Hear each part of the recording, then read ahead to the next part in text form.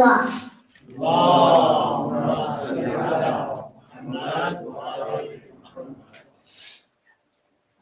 I begin with thee, for you are the key. In calamity, my serenity, Father, to your name, I know I can see everything you hear, everything you see. And you made my heart, so you know my pain. But you made her son, and you made Hussein, and you sent the moon to follow the sun. But tonight Zainab is without no one. And you made the night to cover the day and reveal the stars, and you saved the way, and you made the jinn, and you made the jinn, and you made the man, and you made the man, but you used no clay when you made Hussein, when you made Hussein, and you made the light from your holy light, and you taught the names, and said Adam recite, and said Adam recite. The names in heaven were mentioned, the first words that a man spoken, now delayed with the back spoken. Our Lord taught it all, and He sees all the unseen. But what did Zainab's eyes see? Looking at Ali Yasin, our Lord taught it all, and He seemed all the unseen. But what did Zainab's eyes see? Looking at Ali Yasin, looking at Ali Yasin. Muhammad was first to hold you, and he knew what you were born to. Your holy name is written next to Muhammad on the throne too. When Jibreel saw it in this day, Taha was the first to mourn you with the one who is from me, and I am from him below.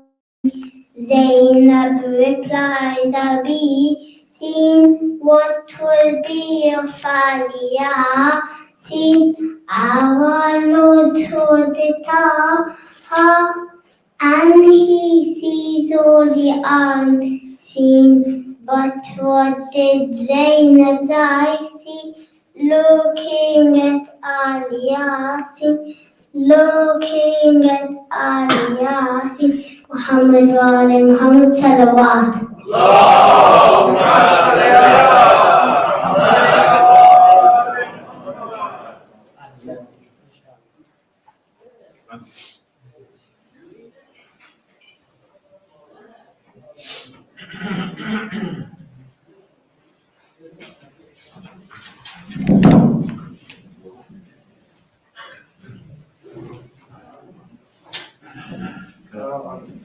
وعليكم السلام.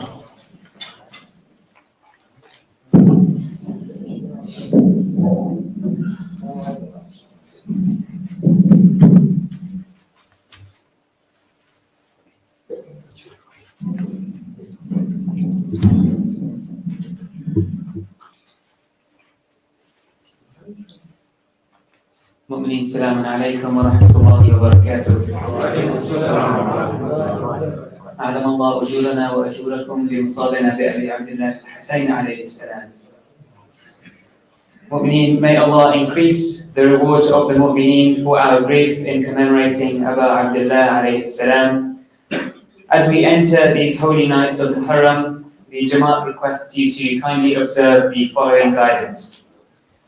We have worked hard to respect the wishes of the community with regards to timing of programs following the recent survey. However, if there is insufficient attendance at the start of the program, we will require to change the timings so that the majority of the program is after Salah. Therefore, please kindly ensure that you attend on time so that we can commence the program promptly without any delays to Salah. Due to the high number of COVID cases, please also observe the following COVID guidance. Please wear a mask whilst inside the centre. Please refrain from attending the centre if there is a case of COVID within the household. If you develop any symptoms of COVID, please do not attend the centre without having a negative lateral flow test. And please use hand sanitizer on entry into the centre. Thank you all Mu'mineen for your support during these days of Azar. We are honoured to be hosting Haji Mustafa Ali Masood for the 12 nights of Muharram. Mustafa Ali Masood is an Islamic lecturer and researcher. Having completed his undergraduate studies at Kingston University, Haji Mustafa went on to study Hawza at the Islamic College. He is also a student at the Khatam al-Nabeen Hawza based in London and has been studying preliminary Hawza studies since 2018. As well as lecturing, Haji Mustafa works in Islamic media and has been a researcher and producer for many groundbreaking documentaries and films. He is also a regular speaker at many centres in the UK and around the Western world, especially during the holy months of Muharram and Safar. Before I welcome Haji Mustafa for the Majlis, can I please request all of the Mu'mineen to recite Surah Al-Fatiha for the names of the Marhumeen that are displayed on the screen. Surah Al-Mubarakatul Fatiha.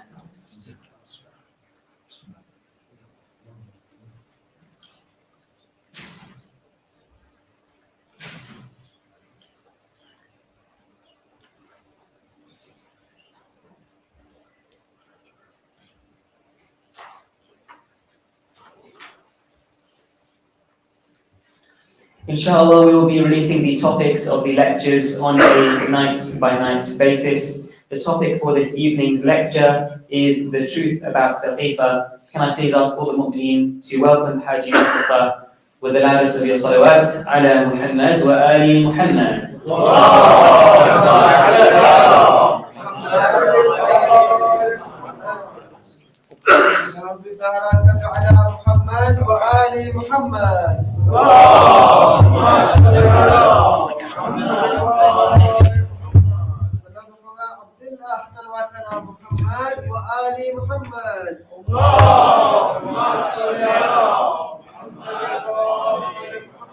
With the loudest of our voices for the Faraj of Sahib al-Zaman, Salawat ala Muhammad wa ali Muhammad. Allahumma salli ala Muhammad wa ali Muhammad.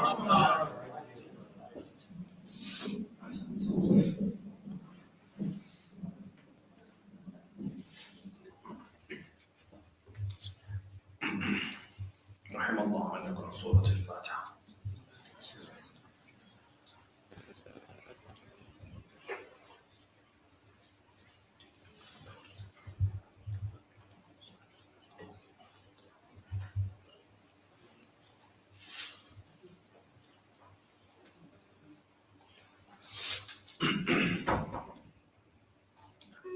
بسم الله الرحمن الرحيم. الحمد لله رب العالمين. الحمد لله على ما أنعم وله الشكر على ما ألهم والثناء بما قدم والصلاة والسلام على أشرف الخلق سيدنا وحبيب قلوبنا أبا الزهراء محمد وعلى آل بيته الطيبين الطاهرين المعصومين. صلى الله عليك يا سيدي ويا مولاي يا أبا عبد الله. صلى الله عليك يا ابن رسول الله، يا رحمة الله الواسعة ويا باب نجاة الأمة. ما خاب من تمسك بكم وأمن من لجأ إليكم. يا ليتنا كنا معكم سادتي فنفوز فوزا عظيما. أما بعد، قال الله في محكم كتابه الحكيم: بسم الله الرحمن الرحيم. وما محمد إلا رسول قد خلت من قبله الرسل أفإن مات أو قتل انقلبتم على أعقابكم. صدق الله العلي العظيم. Today, if a prominent person in a community, if a prominent person in society was to pass away, you would see those members of that community attend the funeral, show their respect to the person that's about to be buried. You'd see them attend and grieve with the family of those that are burying their loved one. Because why? Because they want to show respect to this person that's dying and respect to his family that are grieving. Today, for example, if someone from a political party or someone who has a position in government or someone who has a position, for example, if it's a government that has a king or a country, a state that has a king or a queen, if someone from that royal family was to pass away, you'd even see some countries or some states take some holiday. They'd announce public holiday because of this person passing away out of respect for this person. What would you say about the most prominent person in Islamic history? What would you say about the passing away of one of the most influential figures in mankind history? Because Rasulullah Muhammad sallallahu alayhi wa alihi wa sallam,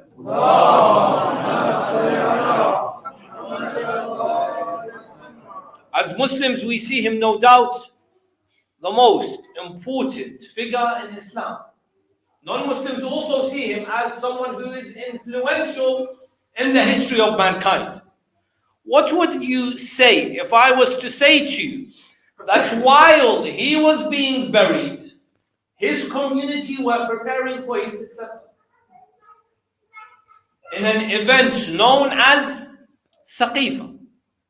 Saqifa to some Muslims is an event which is very important because there were certain members of that community that took it upon themselves to select a leader for the Muslims after the demise of the Holy Prophet, so there is no disunity between the Muslims. As in, some come forward and say that Saqifa is a good thing. Why?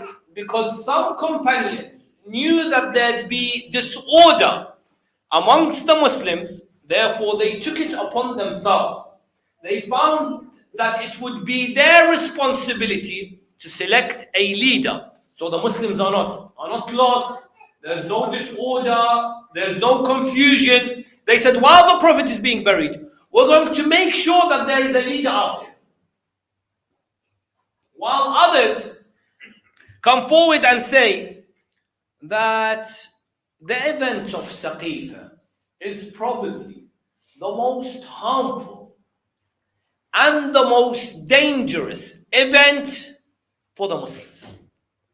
These two views, whichever side you may be on, shows you the importance of this event, whether you are from the side that says these companions took it upon themselves to make sure that there is no disorder amongst the Muslim ranks, or you are from the ones that say this is a harmful event that has repercussions after this event. Because some historians today come forward and say this event is what caused division amongst the Muslims. This event is what actually led to a lot of the problems that the Muslim faced. Of course, on the first of the eve of the holy month of Muharram, I do not discuss this topic to cause any division. In fact, I want to shed some light on this part of history. I want to find the truth, the haqq. As the Quran mentions that our aim is what? Is to always seek the truth, to always look for the truth. Some may be discussing certain events because they want to cause disunity. Some may do so with prejudice, with abuse, with certain language that causes offense to others. I'm sure a lot of you will not be surprised when I mention only a few months ago, there was a film that was released in cinemas in the West and cinemas across the UK as well as America that caused somewhat disunity within the Muslim in the UK. Whether you are in favor of this film or not, and this is not our discussion, but it caused what? Disunity amongst the Muslims here. It caused some even to come out and call others kafirs, takfir. It caused some to come forward and feel they were obliged to make a statement. Many came forward and felt that it was their duty as community leaders in the UK to come forward and make a statement. Some in favor of this film, some against this film. Either way, what we want to say is sometimes when we discuss these historical narratives, we're not doing so to cause disunity. We discuss them to try and learn from them, to try and take lessons from history. Because that event 1,400 years ago has an impact on my life today. Surely it has an impact on the years after the demise of Rasulullah sallallahu alayhi wa sallam, no doubt. If you do not want to say that it has repercussions on me today, that's up to you. But after the demise of Rasulullah, did it have any impact on the Muslims? No scholar says it doesn't have an impact.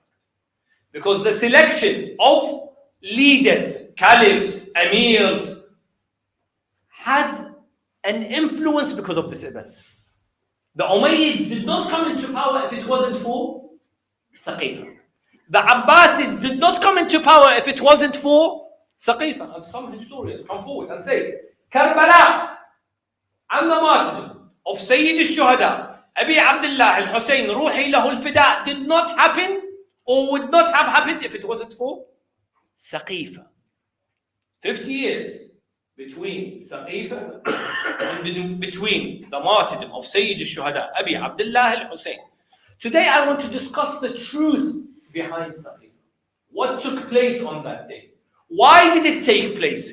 Why did some of the Ansar feel they had to do this gathering? Because the gathering of Saqifa was what? Was a gathering that was started by the Ansar, not the Muhajirun, by those that were in Medina. Why did they feel they have to have this meeting? And of course, try and take lessons from this event and try and see the impact this event had on Karbala and the impact this event has on us today. Because history is something that the Quran discusses. Because some come forward and say that this is now an event that took place 1,400 years ago. Why is there a need to discuss it?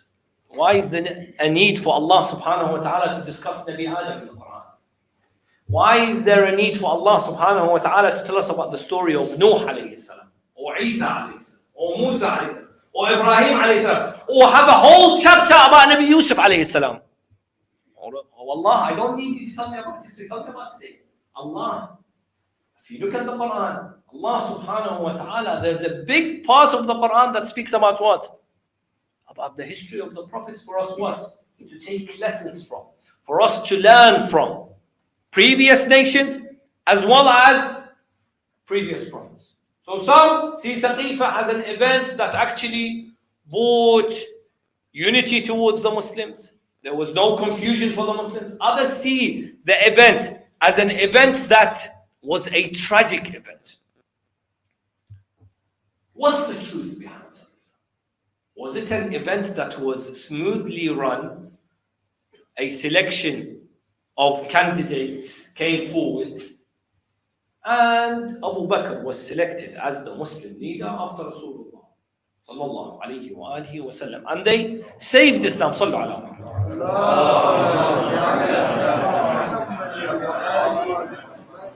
Or was it something that caused disunity? When I narrate what happened at Saqifa, I will use a primary source of Tarikh al-Tabari. Al-Tabari is a scholar that died in the year 310 after Hijrah. He bases his Tarikh al-Tabari on the book of Ibn Hisham. Ibn Hisham bases his Tarikh, his history, on the book of Ibn Ishaq. This is important before we go into what happened on Saqifa. Why? Ibn Ishaq died in the year 152 after Hijrah, in the time of Al-Mansur. Al-Mansur, the one who poisoned Imam Jaffer al-Sadiq alayhi afdal salatu wasalam. They wrote the history that we as Muslims today study. Why am I mentioning this? Because in those days, those that wrote history, they had to work under the state, under the government. Because what's history? History is his story. If you look at the word history, it's what? His story. Historians, if they have an agenda when writing about a certain event, even if they don't have an agenda, they'll write it through their lens, through their view.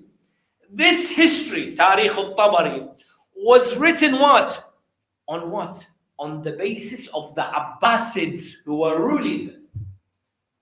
Ibn Hisham or Ibn Ishaq, he wrote history according to what Al-Mansur wanted history to be written as. And it's a shame today that a lot of the works that the majority of Muslims use as their primary source is history and narrations that do not mention the likes of Jaffer al-Sadiq alayhi salam or Mohamedabbas alayhi salam or other imams who were what? Who were the nearest to Rasulullah sallallahu alayhi wa alihi wa sallam, who were the grandsons of the Holy Prophet.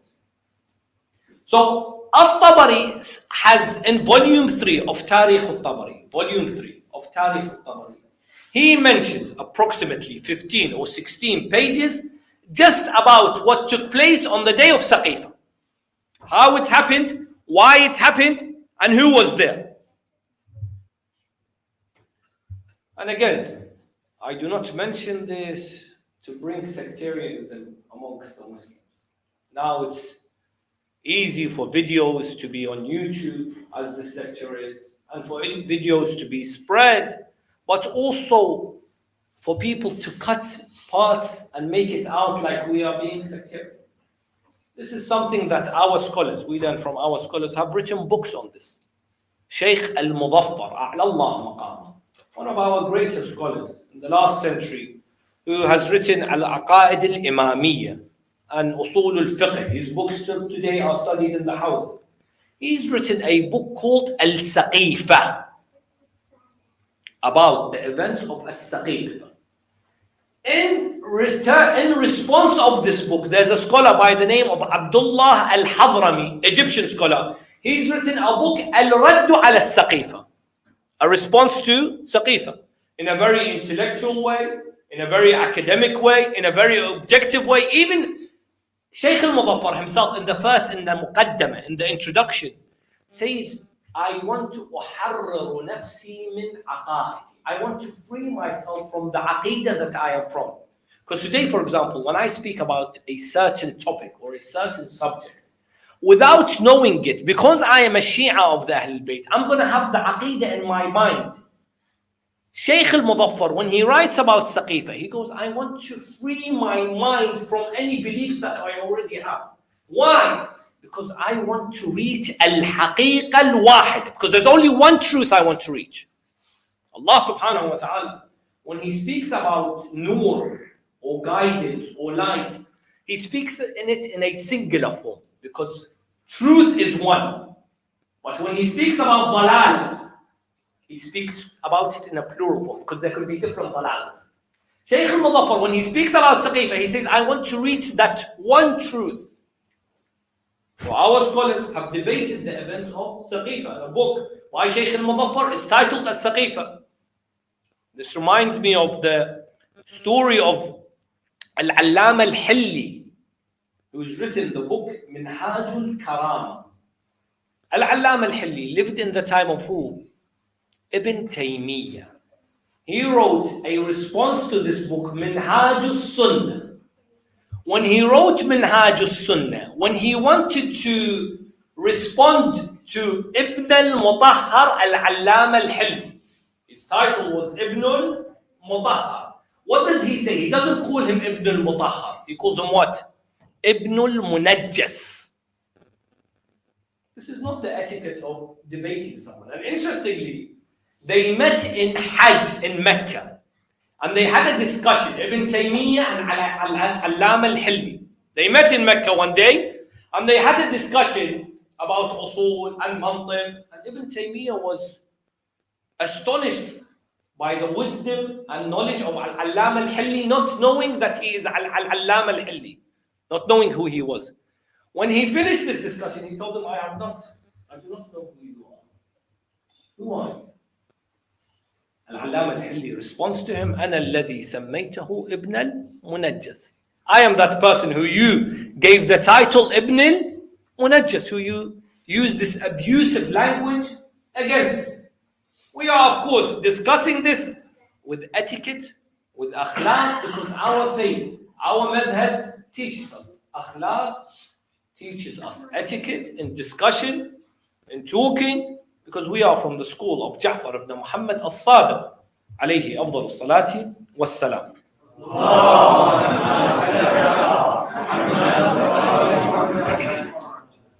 Saqifa, what's the truth behind it? As mentioned, I will mention this from Tabari's point of view, who is a historian, also has a tafsir of the Quran, who all Ahl Sunnah take him as someone reliable. Even Ibn Taymiyyah says anything that Al-Tabari mentions is something that we take. And Ibn Taymiyyah is of the extreme from the Ahl Sunnah. Two key points before we look at As-Saqifa. Number one is that not all the Sahaba were present at As-Saqifa.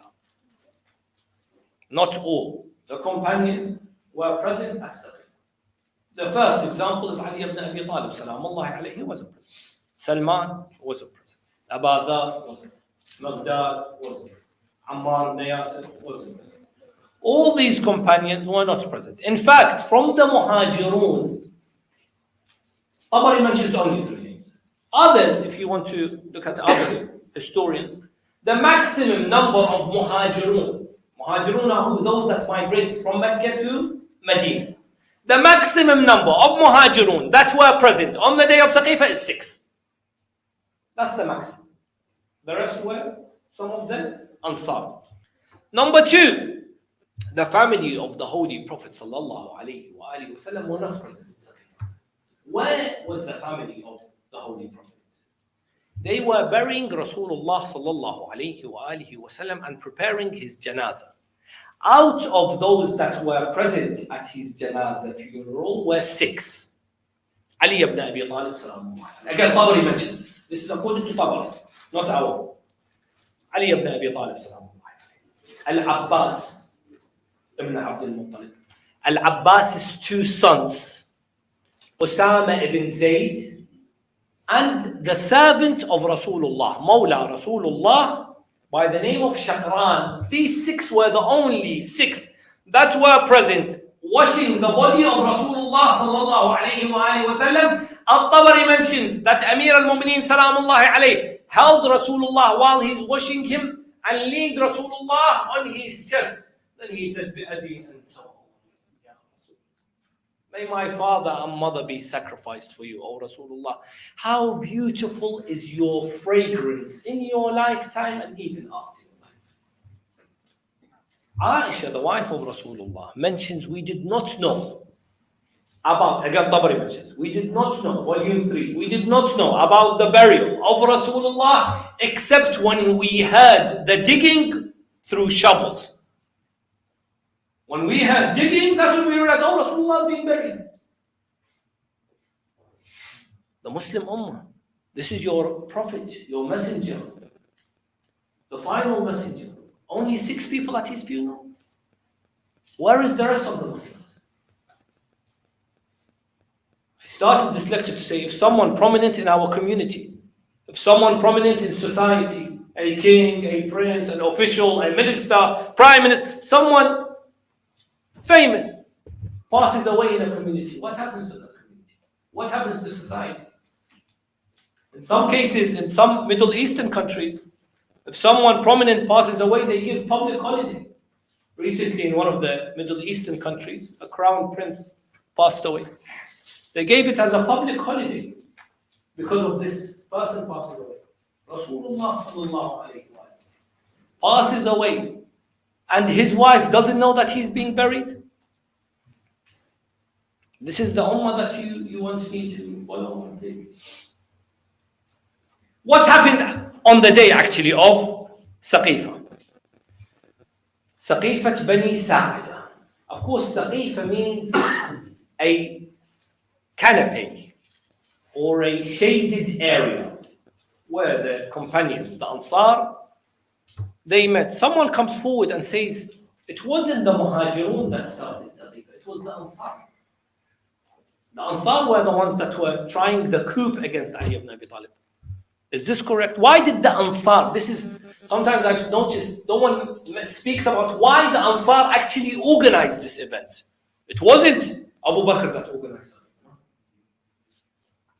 It was the Ansar. Few reasons. One, because the Ansar noticed that some of the Muhajirun are plotting against Ali ibn Abi Talib. Someone might come forward and say, how do you know this? How did the Ansar know that some of the Muhajirun are plotting against Rasulullah? Number one, Raziyatul Khamis, the calamity of Thursday, was something that was known to all Muslims. That's when Rasulullah sallallahu alayhi wa alihi wa sallam asked for a pen and a paper to write something. So when the Muslims read this and have this, they will never go astray. As mentioned by the Sahihs of the majority of the Muslims, mentioned the Kitabullah, the Book of Allah, is enough for us. Inna rajula la yahjur. The man is delirious. Why are we going to give him a paper? The Ansar, they saw it. Number two, Rasulullah ordered all the Muslims, especially the Muhajirun, go and join the army of Osama. One of them comes forward and says, Rasulullah is about to die and you want me to join you and take you as my Amir? You think I'm going to leave while Rasulullah is going to die? You think, and he's going to place Ali as his lead successor? I'm going to leave? No, I won't leave. And Rasulullah, through his illness, came to his mosque and announced that whoever does not join the army of Osama, Allah's curse may be on him. And they still did not join the army of Osama. Furthermore, one of them comes forward and says, prophethood and imamate cannot be in one family. We're not going to let this happen. The Ansar realized that what? There's a coup happening. Before this coup takes place, let's select a leader for ourselves. Number two, the Ansar knew that if the Muhajirun were to seize power, the first to be oppressed would be the Ansar. Why?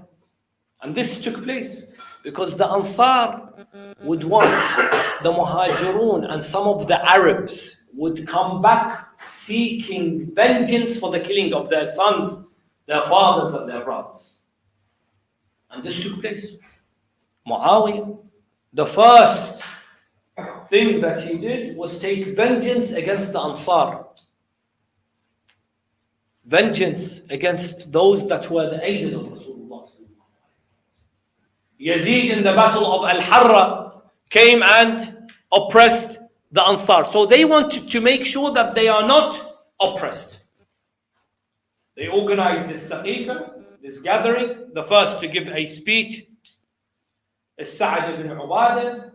He speaks of the struggles of the Ansar, the jihad of the Ansar, the aid of the Ansar, that they supported the Prophet, they welcomed the Prophet, and that the Ansar should cling on to the leadership, and that the Prophet escaped the Arabs and the Quraysh of Mecca to come to you, the people of Medina, and you were the ones that hosted the Prophet, so we should have Khilafah. Of course, Sa'ad ignored the most important thing that's taking place. The first and most important thing that he should have said is, we're going through a calamity at the moment. Rasulullah has just passed away. He doesn't even give a mention that Rasulullah is passing away. And the Quran mentions about Rasulullah in Surah Tawbah. لَقَدْ جَاءَكُمْ رَسُولٌ مِّنْ أَنفُسِكُمْ عَزِيزٌ عَلَيْهِ مَا عَنِتُّمْ. Allah has sent a messenger from yourselves, min anfusikum. Grievous to him is what troubles you. Harisun alaykum. He is always concerned about you. This is the kindness. Ra'ufun rahim. He is someone who's ra'uf, who's kind, who's merciful. Anything that upsets you upsets him. Grievous to you. He shows concern for your concerns. And now he is passing away, and you do not even mention one, or you do not even mention him once in your speech. Sa'ad gives the first speech. As he's given this speech, two of the Ansar by the name of Uwaym and Ma'an ibn Adi, they were those that had close relationships to Abu Bakr. They leave Saqifa. They find Umar ibn al-Khattab. They tell him that the Ansar have gathered in this area known as Saqifa, and they're going to select a leader. Umar ibn al-Khattab, as mentioned by Al-Tabari, goes to the house of the Prophet, calls Abu Bakr, tells him that Abu Bakr, we have to go towards this Saqifa, and we have to make sure that they do not select a leader. Al-Tabari mentions Umar and Abu Bakr left musri'an. They were running. Rasulullah is being buried, being washed. They musra'an, running towards this area. In the way they find Abu Ubaidah. They take Abu Ubaidah with them as well. They go towards Saqifa. They enter Saqifa Bani Sa'ida, and Abu Bakr lets those know, those in this gathering, that it should be us, Quraysh. Of course, it's not this smooth election, democratic way where they put candidates forward. No. Umar is about to speak. Abu Bakr tells him, no, you are very harsh. Let me do the talking. Abu Bakr speaks, and he tells them that we Muhajirun are the first to believe in the message of the Holy Prophet. We are the first Muslims. We are the ones that were going through oppression in Mecca. And the Arabs in Mecca, they are very staunch in their way they behave. They will not accept someone from the Ansar to be their caliph. We are the nearest to Rasulullah sallallahu alayhi wa sallam, the first to believe in him. We are the ones that sacrificed. We left our homes, we came, we left our women, we left our children, we sacrificed our wealth. The Quran speaks about the Muhajirun and how much reward Allah has given them. It should be one of us. He doesn't say me, he says it should be one of us. And he nominates either Umar or Abu Ubaidah to be their leader. There's a quarrel, shouting, abuse, physical abuse. Umar ibn al-Khattab's stick plays an important role in that day. He screams out their screams. Again, I won't go into all the details. He screams out, "Uqtuluh, qatalahu Allah," about Sa'ad, about Habab. There's a literally a punch-up taking place. There's a fight, physical.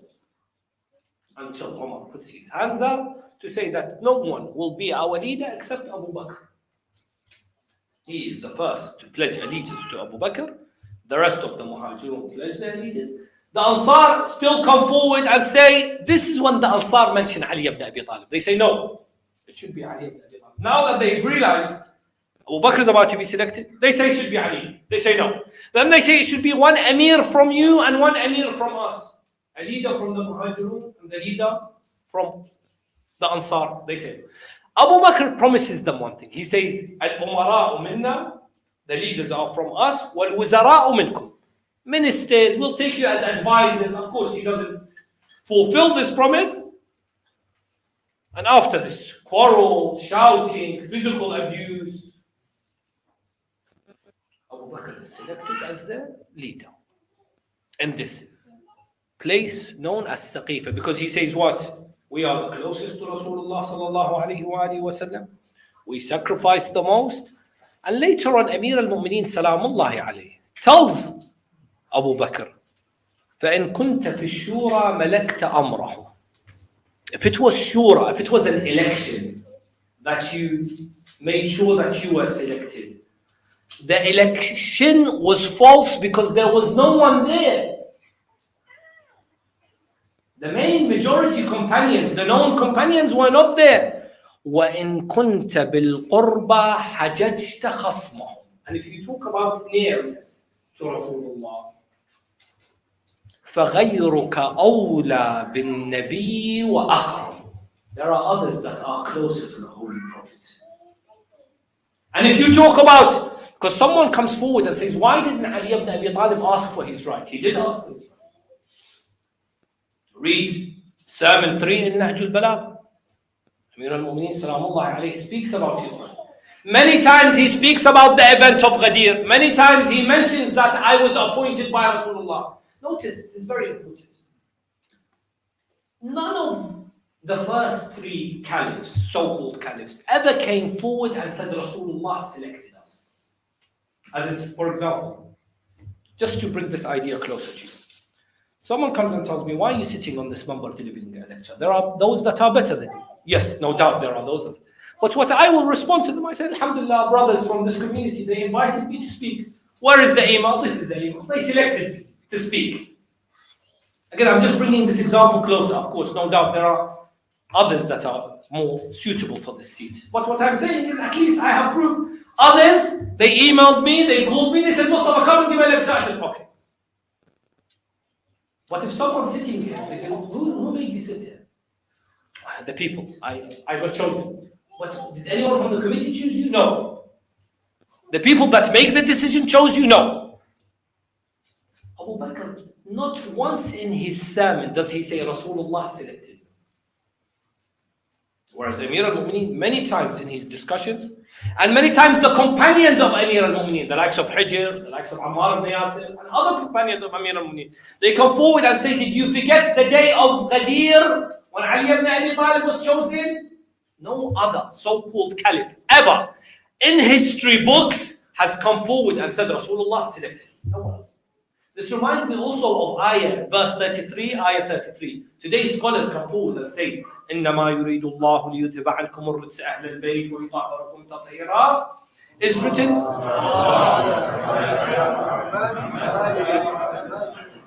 is written about the wives of the Prophet, not about Ali, Fazel, Hassan. It's about the wives. No history book ever has any of the wives come forward and said, إِنَّمَا يُرِيدُ اللَّهُ is about me. In the battle of Jaffer, again, I want you to pay attention to these very precise and important points.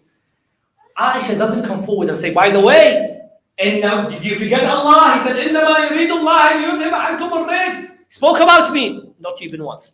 No wife of the Prophet ever claimed that verse is about her. No one. Whereas the Ahlul Bayt, they come forward and claim this verse is about them. Again, no so-called caliph ever comes forward and claims that Rasulullah selected them.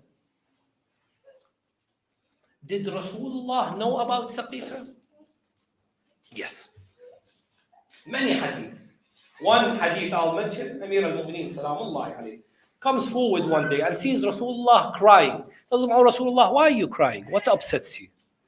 He tells him that after my passing away, or he tells him first, there is a hatred for you, O Ali. After my passing away, this hatred will come out. Many times. He tells him that after my passing away, even in Sahih Bukhari, to get out, even in Sahih Bukhari, it's mentioned that Rasulullah on the day of judgment, he is coming to enter paradise, towards the Hawd of Kawthar. Where is my companions? The call comes forward, they are not coming with you. You do not know what they did after your demise. Bukhari. There is a hatred, haqd for Amir al-Mu'mineen sallallahu alayhi. Why this haqd? Many reasons. Number one, because he was the killer of their fathers and their brothers and their sons. And of course, Ali ibn Abi Talib did not kill for himself. Ali ibn Abi Talib killed for the sake of Allah subhanahu wa ta'ala. Ahqad al-Badriyya wa Hunayniyya wa Khaybariyya. There's Ahqad because of Badr, because of Khaybar, because of Ahzab, because of Hunayn. There's hatred built in them. Just look at the battle of Badr. When Yazid ibn Muawiyah alayhi la'natullah, when they bring the head of Hussein, what does he say? لَيْتَ أَشْيَاخِي بِبَدْرٍ. I wish my grandfathers, my forefathers in Badr were here to see now the victory that I have gained. Ahqad. Ahqad, we still see till today. They've come back with venom against Ali ibn Abi Talib after the demise of Rasulullah. That's number one. Number two, because of the so many hadiths about Ali ibn Abi Talib. Ali مع الحق والحق مع علي. أنت مني بمنزلة هارون من موسى حامل لوائي في الدنيا والآخرة علي بن أبي طالب إن لأخي علي بن أبي طالب فضائل لا تحصى. There's so many merits فضائل for علي بن أبي طالب لا تحصى رسول الله. They cannot be counted. So many hadiths in which Rasulullah mentions about Ali ibn Abi Talib. Hatred. Imagine someone's being favored against everyone else. He closes all the doors to the mosque except the door of Ali and Fatima. They come forward, they say, because he's your son-in-law, you've closed all our doors except the door of Ali. He comes forward and says, no, this is not my decision. This is the decision of Allah. It's not about blood relationship. It's not because you're near to the Prophet because you're related to him. Abu Lahab was also the uncle of Rasulullah. Doesn't mean anything. Just because you're related to the Holy Prophet, it doesn't make you all of a sudden close to the Holy Prophet. No. These were the decisions of Allah subhanahu wa ta'ala. And the many verses in the Quran that were mentioned about Ali ibn Abi Talib sallallahu alayhi wa sallam. إِنَّ الَّذِينَ آمَنُوا وَعَمِلُوا الصَّالِحَاتِ أُولَٰئِكَ هُمْ خَيْرُ الْبَرِيَّةِ. Who's خَيْرُ الْبَرِيَّةِ? Rasulullah tells Ali, أَنْتَ وَشِيعَتُكَ. You and your Shia are the best created. So much so that Jaffer ibn Abdullah al-Ansari, this great companion of Rasulullah, says, after this verse, whenever Ali ibn Abi Talib entered a gathering we were sitting in, we say, جَاءَ خَيْرُ الْبَرِيَّةِ. The best of creation has entered the room. Haqid, hasad, hatred, jealousy is building up. They're seeing Ali ibn Abi Talib being favored. And I would say the third reason why this hatred and this jealousy built up against Ali ibn Abi Talib was his marriage to be Fatima, no doubt. Because so many people came forward to propose to Fatima, and Rasulullah would respond that Fatima's decision of marriage belongs to the heavens. The skies select who Fatima gets married. Until Jibreel descends to Rasulullah and says, زوج النور من النور. Marry Ali from Fatima to Zahra. This is the decision of Allah. This hatred built up in them, so much so that they couldn't see Ali as their leader. It was impossible for them to see Ali as their leader. And so many times Ali ibn Abi Talib salamullahi alayhi came forward and mentioned this. But one, the position of Ali ibn Abi Talib does not change in the eyes of Allah subhanahu wa ta'ala. Ali is Imam, whether he is in position of power or he is not in position of power. He is someone that's been selected by Allah subhanahu wa ta'ala. It doesn't change Ali's merits. I always mention this. If I tell you this stone on my finger, on my ring, is gold, you can come forward, again, not that you're allowed to, you can come forward and say, It's not gold. It's silver. You can repeat that line 1,000,000 times. Will it change the essence of the gold? The gold remains gold. It won't turn into silver because you've said silver. The same with Ali ibn Abi Talib. They can make him fourth, make him 400th. They can put him at the bottom of the list. They can even take him off that list. It doesn't matter. As-Siddiq, take it away. Al-Faruq, take it away. It's not going to change the merits of Ali ibn Abi Talib salamullahi alayhi, because Ali is the nafs of the Holy Prophet sallallahu alayhi wa alihi wa sallam, as mentioned in the Holy Quran.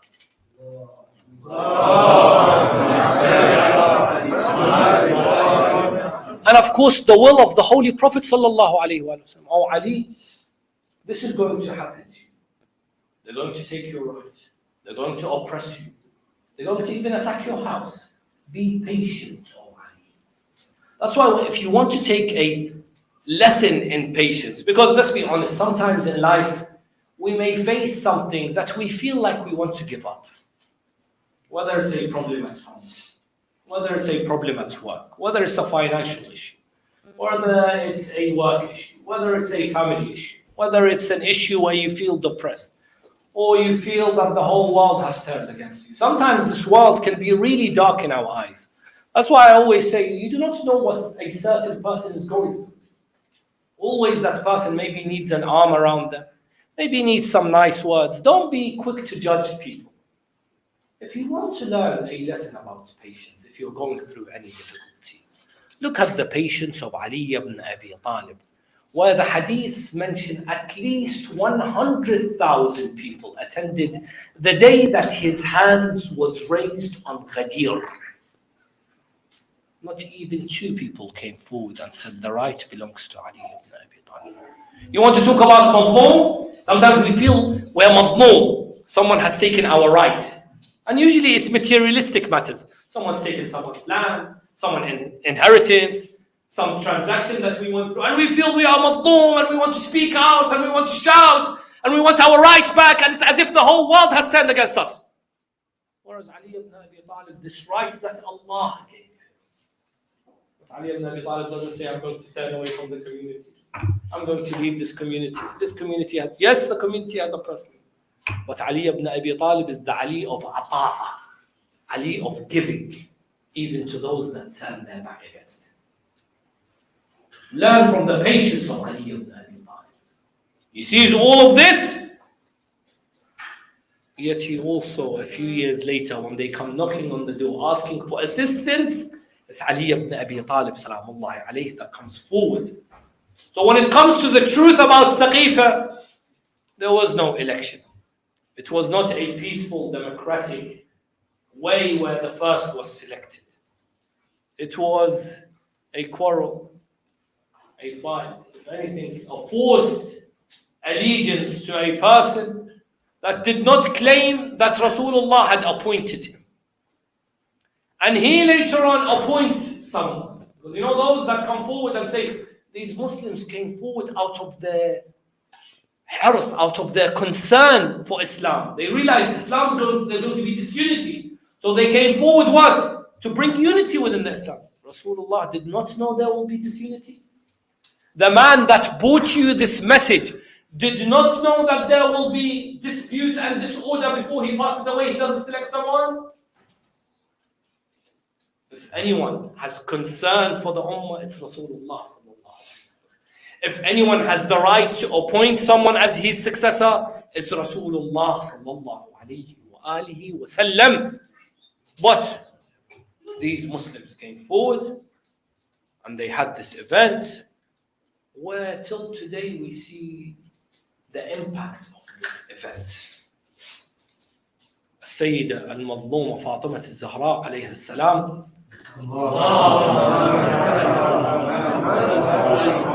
mentions in her khutbah al-Fadakiyya al-Sughra. السيدة الزهراء عليه السلام has 2 khutbahs that are famous. Khutbah al-Fadakiyya, the main sermon, which I'm sure most of you know very well, in which she addresses Abu Bakr in the Prophet's mosque and the Muslims after her right has been taken off.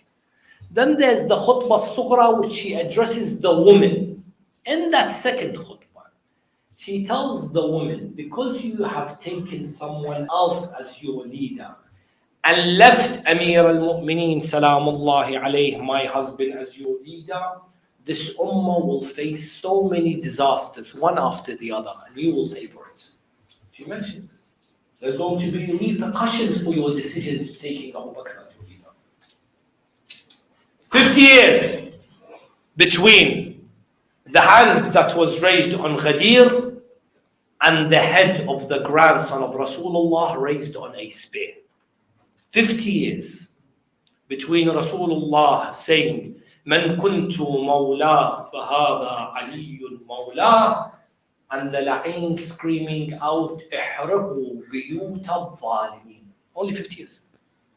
Burn the houses of the oppressors. That was the call of Umar ibn Sa'd after the martyrdom of Umar ibn Sa'd.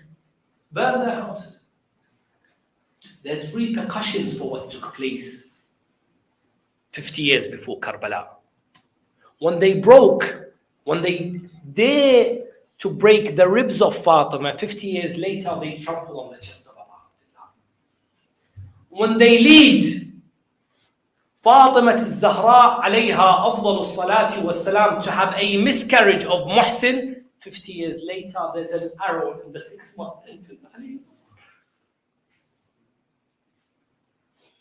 When they come to burn the house of Fatima al-Zahra alayha salam, 50 years later they burn the tents of her daughter Sayyida Zainab alayha salam. There's repercussions for what took place. We do not study the event of Saqifa to cause sectarian division. No, by Allah. We call our maraji, our scholars call for coexistence. We call for unity. Amir al-Mu'mineen salamullahi alayhi has the famous saying that mankind is either your brother in faith or your equal in humanity. Even with this film that came out, we did not call out takfir against others. This is very important. Whereas people going to protest outside the cinemas, Shia, Kafir Shia. Takfir. Takfir leads to what, by the way? Hatred. Hatred leads to what? To killing. When there's suicide bombings taking place in Karachi and taking place in Afghanistan and taking place in Baghdad and the streets of Karbala only a few years ago, it doesn't come out of vacuum or out of nothing. From takfir, from people calling someone to kafir, someone who's kafir deserves to die. The school of the Ahlul Bayt does not call for killing of anyone. We are peaceful people. We are learning from history. And we are saying that every action, there's a reaction. When you start selecting who you want, because there's two types of school. The school of Ja'il, Allah selects, and the school of Ijtihad, the people select. We follow the school that says Allah selects its leaders. This disorder that there is in the Muslim Ummah, the cause of it was Saqifa. The cause of it were those that took it upon themselves to select a successor for Rasulullah sallallahu alayhi wa sallam. And just like they done it secretly, because the hadith mentions that after this event, Abu Bakr was carried on the shoulders, how a bride would be carried into a new home as their leader while Rasulullah being married. But the event took place secretly. 50 years later, Al-Walid calls Hussein ibn Ali alayhi afdal salati wa salam in the middle of the night to his palace. Hussein, Sayyid al-Shuhada, Ruhi lahu al-Fida, goes with a member of his families towards the palace of Al-Walid. Al-Walid tells him that Muawiyah has passed away. Imam Hussein responds by saying, Inna lillahi wa inna ilayhi raji'un. Then Al-Walid says that Yazid, his son, is the caliph, and you have to give your hand in allegiance. Imam Hussein responds beautifully. He says such an allegiance cannot be done in the middle of the night secretly. It has to be done publicly. If you want to select a leader, imagine you want to select a leader for a mosque, for a community. You can't all of a sudden secretly do it and then the next day announce it to everyone. No, people are going to say, where's the emails? Have you told us? Where's the elections? Publicly. Imam Hussein responds, this has to be done publicly. And Walid's about to let him leave Marwan is next to Walid. He tells him, don't let him leave. Either take allegiance or kill him. Imam al-Hussein turns around and tells him, Ya ibn al-Zarqa, O son of the blue-eyed woman, you are threatening me with death? Do you know who I am? نحن أهل بيت النبوة ومعدن الرسالة بنا فتح الله وبنا يختم. We are from the descendants of Rasulullah. With us Allah starts and with us Allah ends. ويزيد رجل فاسق شارب الخمر قاتل النفس المحترمة. Is it someone that's a hypocrite, alcoholic, kills innocent people? And this is the line. That if you ever want to tattoo anything, this is the line. وَمِثْلِي لَا يُبَايِعْ مِثْلَهُ. Someone like me does not give allegiance to someone like him. This is the line that Imam al-Hussein sets his revolution. I am on the path of truth, and this is the path of falsehood. Someone like me does not give allegiance to someone like him. And he leaves, and he goes towards his family. And the narrations mention he goes to the Prophet's mosque. He goes to Rasulullah sallallahu alayhi wa alihi wa sallam's grave. When he enters the grave, they mention that he starts to cry. He says, Assalamu alayka ya Jaddah, ya Rasulullah. This is your grandson Hussein. The Ummah has turned against me. I do not find anywhere, any refuge, anywhere I go. Narrations mention that Abu Abdullah al-Hussein falls asleep. Rasulullah comes in his dream. He sees his grandfather, Rasulullah. ضمني يا جداه, protect me, save me, hug me, embrace me, O Rasulullah. The Ummah has turned against me. Rasulullah responds by telling him, O Aba Abdullah, your martyrdom waits for you on the day of Ashura in the land of Karbala. When you return to me, he goes back. But before he informs his family, he goes towards one grave, a grave that we all wish to visit, a grave that we wait for Imam al-Mehdi to come and point to that grave. He goes towards the grave of his mother, Fatima salamullahi alayhi. We do not know exactly what happened, but all I can say is if we go back to the martyrdom of Fatima, historians mention when Fatima was in her final moments, Abu Abdullah al-Hussein threw himself at the feet of his mother. Kallimini Ummah Fatima. Speak to me, my mother Fatima. And this line breaks the heart. He says, Mother Fatima, if you do not respond to me, I think I will die. It is mentioned that the historians say that Fatima would take her hand out of the coffin and she would embrace her beloved Hassan and Hussein.